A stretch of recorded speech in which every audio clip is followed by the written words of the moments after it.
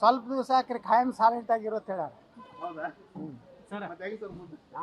ಹೆಂಗೆ ನಮ್ಮದು ಜನಪರ ಹೋರಾಟ ಮಾಡ್ತೀವಿ, ಕಾಂಗ್ರೆಸ್ ವಿರುದ್ಧ ಭ್ರಷ್ಟಾಚಾರ ಅನ್ಯಾಯದ ವಿರುದ್ಧ ಹೋರಾಟ ಮಾಡ್ತೀವಿ. ನಮ್ಮ ನಾಯಕರ ವಿರುದ್ಧ ಗುಪ್ತ ಪತ್ರಗಳನ್ನು ಬರೀತೀವಿ, ಎಲ್ಲರ ಬಗ್ಗೆ ಬರೀತೀವಿ. ನಮ್ಮ ಟಾರ್ಗೆಟ್ ವಿಜೇಂದ್ರ ಅಲ್ರಿ, ನಮ್ಮ ಟಾರ್ಗೆಟು ಭಾರತೀಯ ಜನತಾ ಪಾರ್ಟಿ ಮುಂದಿನ ಸಲ ಸರ್ಕಾರ ಮಾಡಬೇಕು ಅನ್ನೋ ಟಾರ್ಗೆಟ್. ನಮ್ಮದೇನು ಟಾರ್ಗೆಟು ಒಂದು ಸರ್ಕಾರ ಆದಾಗ ಒಬ್ಬ ಪ್ರಾಮಾಣಿಕ ಒಳ್ಳೆಯ ಮುಖ್ಯಮಂತ್ರಿನ ಕೊಡಬೇಕು ಅನ್ನೋದು ನಮ್ಮ ಟಾರ್ಗೆಟ್.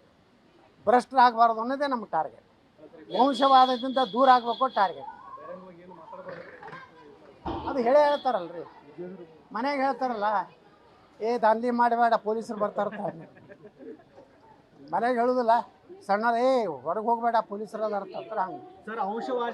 ಸರ್ ನೀವು ಔಷಧವಾದ ಮಾತಾಡ್ತೀರಿ, ನಿಮ್ಮ ಸುತ್ತಮುತ್ತಲು ಇದ್ದವರೆಲ್ಲ ಔಷಧವಾದಿಗಳನ್ನ ನಾವು ಅವ್ರು ಸೀಮಿತ ಅದಾರ. ಅವರು ಎಲ್ಲನೂ ನನಗೆ ಬೇಕನ್ನೋರು ಇಲ್ಲ.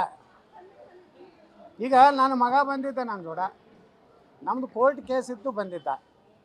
ಮತ್ತು ಅವೇನು BJP ಪ್ರಾಥಮಿಕ ಸದಸ್ಯನೂ ಇಲ್ಲ.